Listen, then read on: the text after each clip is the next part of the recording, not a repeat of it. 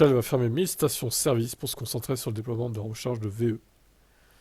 Alors, dans son dernier rapport sur la stratégie de transition énergétique, la société anglaise Shell indique qu'elle prévoit de fermer 500 sites de vente au détail par an. En 2024 et 2025, l'entreprise prévoit de se concentrer sur l'expansion de son réseau public de recharge pour véhicules électriques et dans l'espoir d'augmenter le nombre total de points de charge à 200 000 d'ici 2030, contre environ 54 000 aujourd'hui. Au total, on prévoit de céder environ 500 sites appartenant à Shell, y compris les co-entreprises, par an en 24 et 25. Là a créé la société. L'entreprise a également annoncé son intention de se concentrer sur les bornes de recharge publique plutôt que sur la recharge à domicile, en raison de ses avantages concurrentiels dans ce secteur. On veut se concentrer sur la recharge publique plutôt que la recharge à domicile, car nous pensons que nos clients en auront le plus besoin.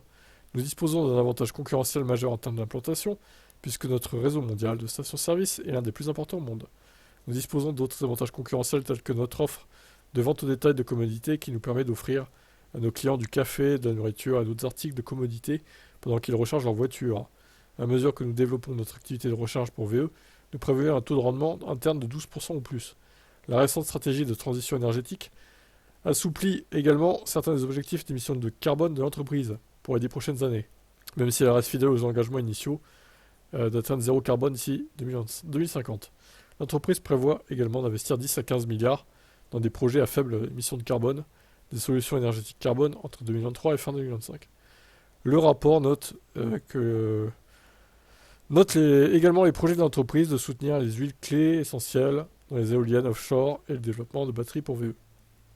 Bref, voilà.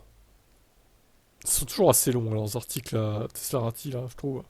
Surtout quand je remarque qu'au final, hors citation, il résume la citation suivante, en fait. Ça fait perdre du temps, en fait, tout simplement. C'est une répétition, c'est dommage. Bon, bref, tout ça pour dire que Shell, ils sont motivés sur les voitures électriques. Mais en même temps, est-ce qu'ils ont vraiment le choix? Est-ce qu'ils sont pas contraints et forcés? Parce que eux, si ça tenait qu'à eux, ils continueraient avec le pétrole, je pense, hein. Allez, ciao.